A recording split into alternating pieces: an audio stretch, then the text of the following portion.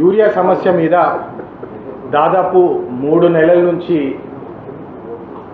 CM Revanth Reddy గారు కానివ్వండి, మరి తుమ్మల గారు కానివ్వండి, మరి ఎంపీలను కూడా పోయి మినిస్ట్రీలతోటి కలిసి యూరియా షార్టేజ్ జరుగుతున్నది, మీరు దీని మీద తక్షణమే దీని మీద చర్యలు తీసుకోవాలని చెప్పి వారికి రిక్వెస్ట్ చేయడం జరిగింది. మళ్ళీ తర్వాత ఒత్తిడి కూడా పెట్టడం జరిగింది.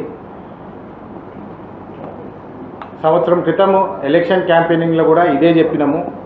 బీజేపీ పార్టీ రైతుల ద్రోహి అని చెప్పి మేము అప్పుడు క్యాంపెయినింగ్ అప్పుడు కూడా చెప్పినాం.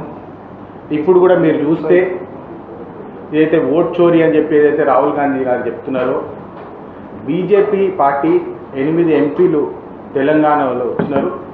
ఓట్ చోరీ జరిగిందేమో కానీ యూరియా చోరీ అయితే ఖచ్చితంగా జరుగుతుందని మనం స్పష్టంగా తెలుసుకోవచ్చు.